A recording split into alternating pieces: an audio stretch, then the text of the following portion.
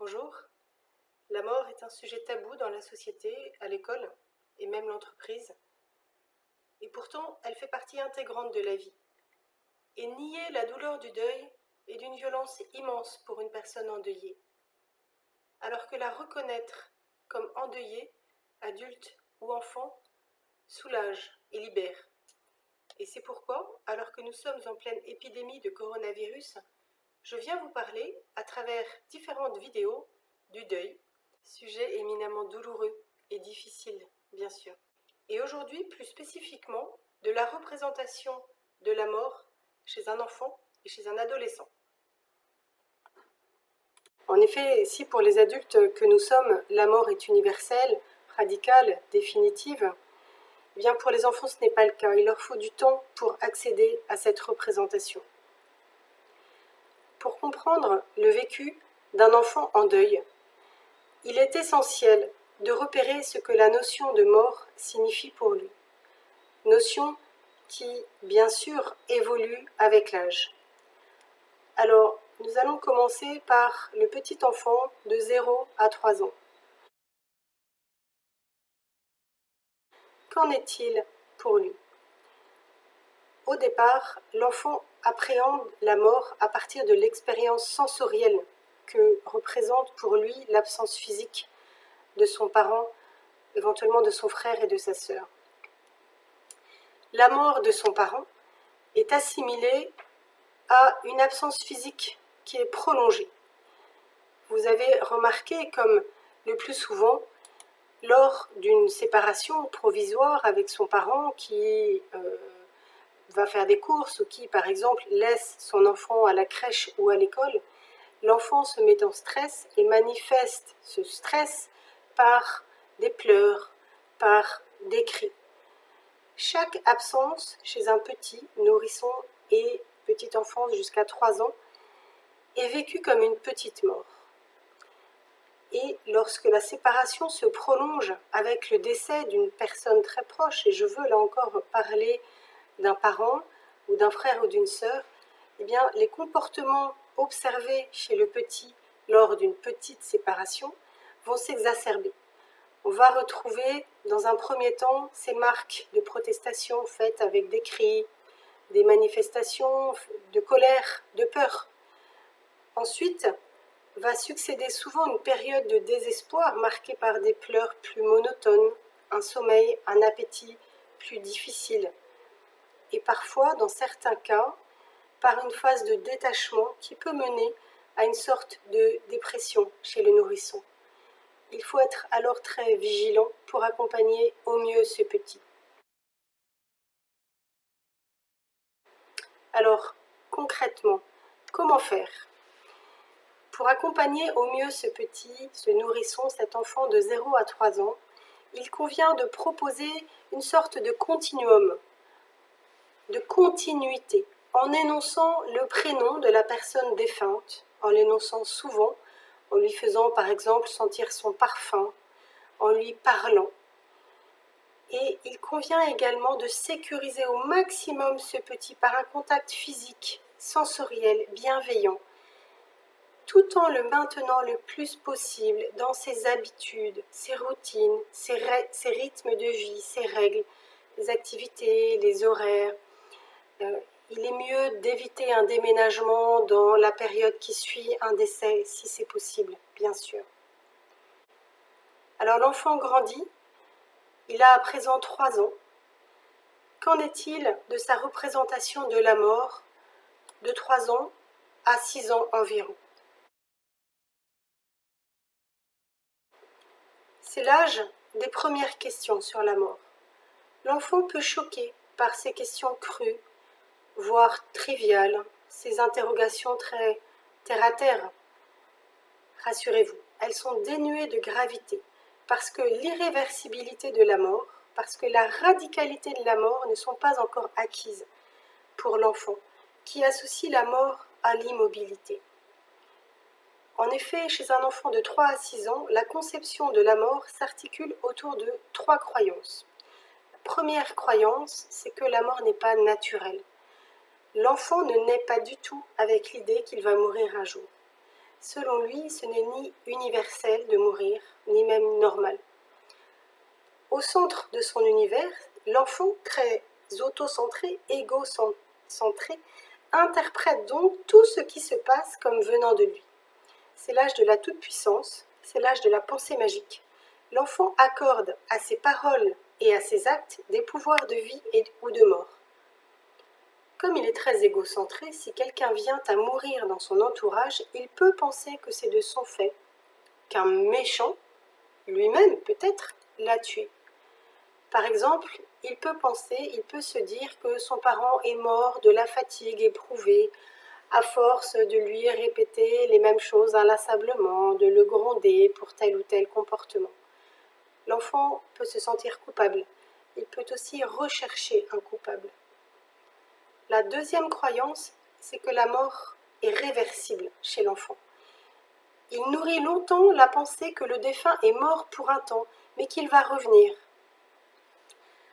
Pour vous donner un exemple, ma troisième fille, qui avait 6 ans à la mort de son papa, pendant un moment, lui tendait son bras vers le ciel et disait « Tiens papa, tu veux ci, tu veux ça, tu veux une framboise ?» C'est un exemple qui montre que la notion de la mort comme étant irréversible n'est pas encore acquise à cet âge-là. L'enfant peut aussi apprivoiser le manque et l'absence en s'inventant un proche imaginaire qui serait à la fois vivant et mort, avec lequel il dialogue en attendant qu'il revienne. Parfois, il communique avec lui par la pensée, parfois par écrit, des dessins, quelques mots s'il commence à savoir écrire. Ce proche peut s'incarner ou non dans un objet, la peluche préférée du petit frère qui est mort, un arbre qu'il va enlacer, comme il enlaçait son papa décédé, une étoile à laquelle il donne le prénom de sa mère. La troisième croyance, entre 3 et 6 ans, c'est que la mort est contagieuse, puisque la mort n'est ni normale ni naturelle pour l'enfant de cet âge-là, mais que pourtant elle survient, alors elle peut se propager telle une maladie. L'enfant craint la mort d'autres membres de sa famille. Il peut se demander quel sera le prochain. Il peut vivre dans l'angoisse de perdre ses proches et va instinctivement tout mettre en œuvre pour protéger. Je vous donne encore un exemple de ce qui peut se passer à cet âge-là sur cette croyance. Un petit exemple, à la mort de mon mari et père de mes enfants, une de nos filles, âgée à ce moment-là de 8 ans, me déclare « Alors, mes enfants ne connaîtront pas leur grand-père, j'espère qu'ils connaîtront leur grand-mère. » C'était sa façon à elle de me dire sa crainte que moi aussi je ne meure. Étonnant qu'elle se projette sur un aussi long terme. Mais ce que j'entends aussi, c'est qu'elle a peur que moi, sa maman, je ne meure trop vite et qu'elle ne se retrouve seule. Et en effet, elle ajoute « Et maman, si tu meurs aussi, qui s'occupera de nous ?» C'est une question logique, naturelle, et je suis heureuse bien sûr qu'elle l'exprime. Je ne peux pas lui promettre de mourir grand-mère, ni d'ailleurs de connaître ses enfants. Je ne peux pas la rassurer complètement, mais je lui assure être en ce jour en bonne santé et vouloir le bonheur pour elle, comme pour moi bien sûr. Bien évidemment, ces croyances, elles vont évoluer au fur et à mesure du développement psycho-affectif de l'enfant. Il est alors important de repérer là où l'enfant en est pour parler à hauteur d'enfant. Concrètement, que pouvons-nous dire à l'enfant de 3 à 6 ans en lien avec cette pensée magique, en lien avec ces 3 croyances? La première chose, c'est que nous pouvons lui dire « Tu n'es pas responsable de la mort de ce proche. Rien de ce que tu as pu dire ou faire n'a entraîné sa mort. » La deuxième chose que nous pouvons lui dire, c'est « La mort n'est pas contagieuse. Les autres qui restent sont, à ce jour, en bonne santé. » Alors évidemment, en ce moment, en plein contexte de Covid-19, c'est difficile, car si la mort n'est pas contagieuse elle-même en tant que telle, le virus du Covid, lui, l'est.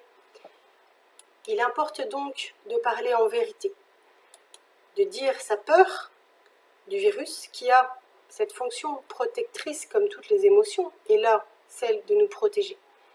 Et il importe de bien expliquer à l'enfant la différence entre le virus, la maladie et la mort.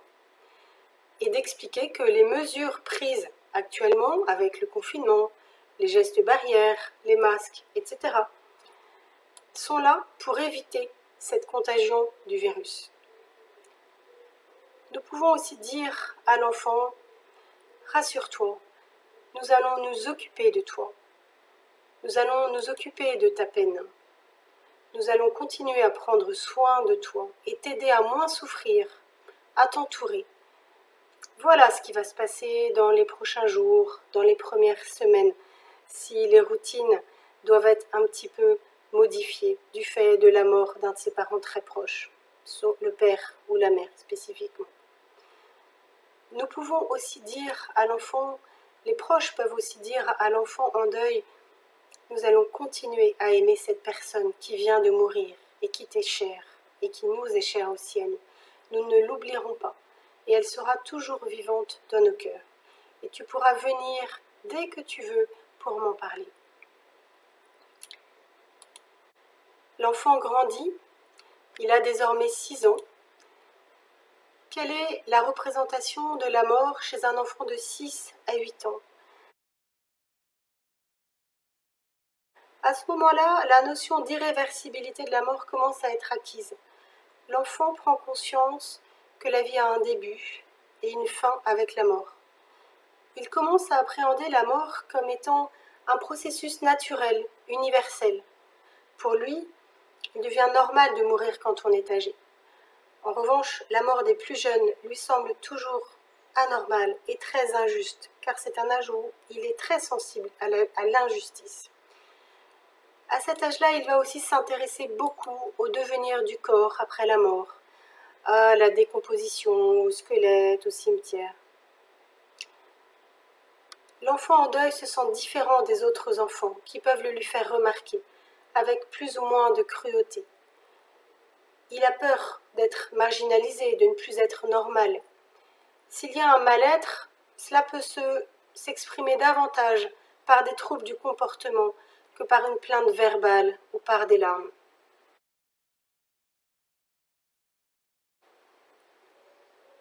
L'enfant grandit encore, il a désormais 8 ans.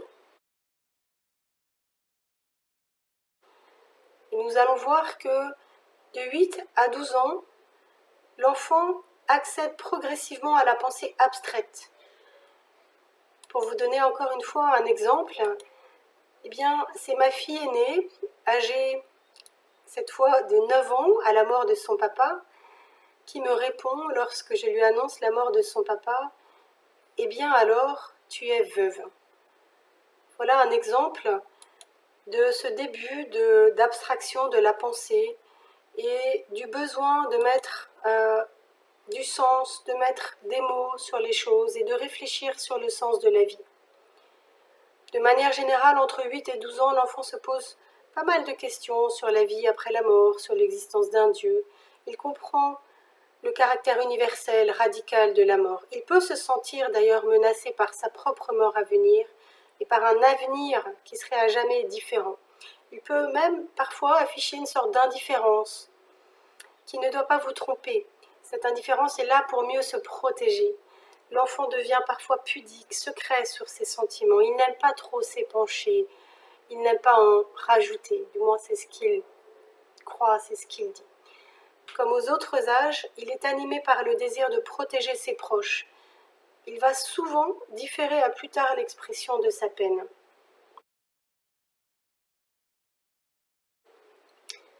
L'enfant grandit, il rentre dans l'adolescence.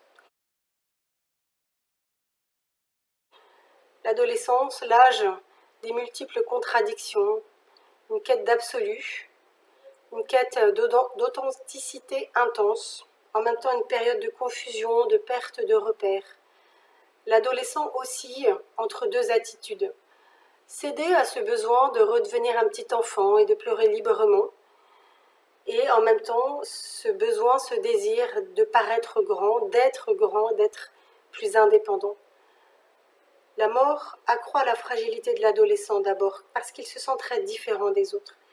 Et l'on sait à quel point les ados ont besoin de se sentir inclus et en quelque sorte, je dirais, uniformisés au groupe des pairs, en mettant parfois de côté leurs différences.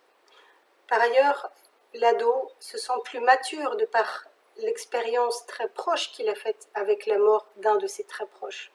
Il montre son malaise, car il éprouve tout spécialement des difficultés à exprimer ses émotions. Pleurer, par exemple, pourrait lui sembler appartenir au registre de l'enfance, monde qu'il veut quitter, sans le pouvoir encore, ni le vouloir tout à fait d'ailleurs. La vulnérabilité qu'il éprouve lui paraît insupportable. Il peut avoir un désir de communication, mais pas encore tout à fait les outils pour faire de la place à ses émotions et pour établir cette communication. Il est à fleur de peau d'un point de vue émotionnel. Il peut éprouver une peur de l'avenir. Et le vide qu'il ressent peut aussi lui sembler effrayant, abyssal. Alors agir peut sembler plus efficace à un adolescent.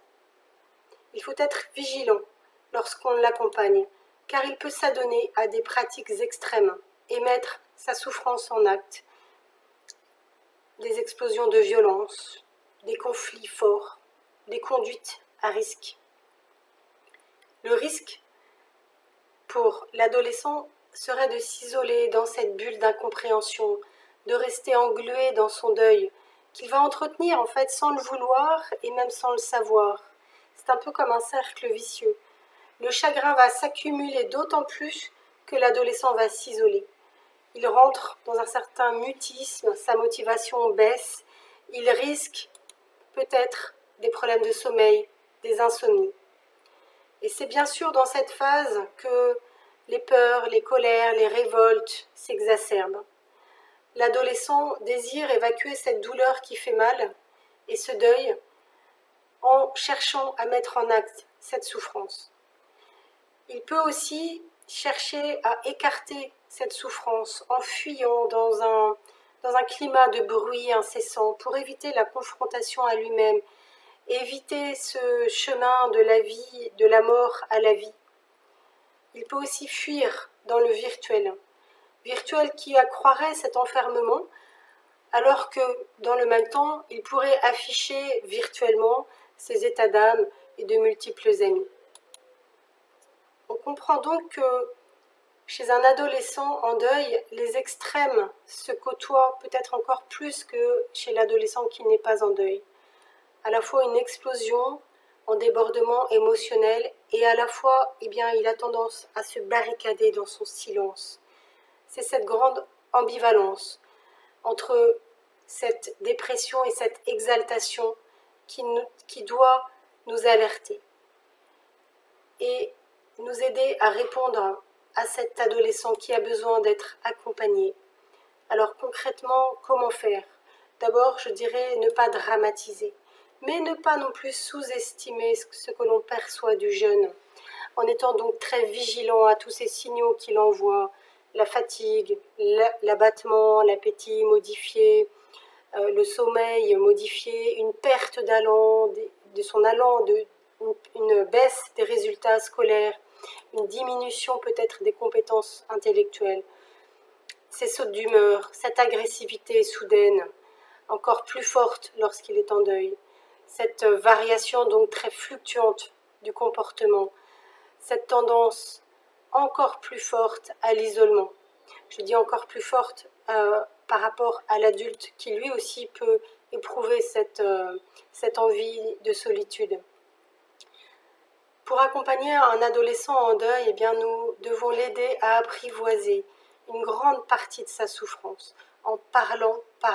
Et puis, bien sûr, je vous invite, vous qui accompagnez un adolescent en deuil, à rester confiant sur le fait que le temps fera son œuvre, que l'entourage, vous serez présent et que l'homme a inscrit en lui une forte capacité de résilience.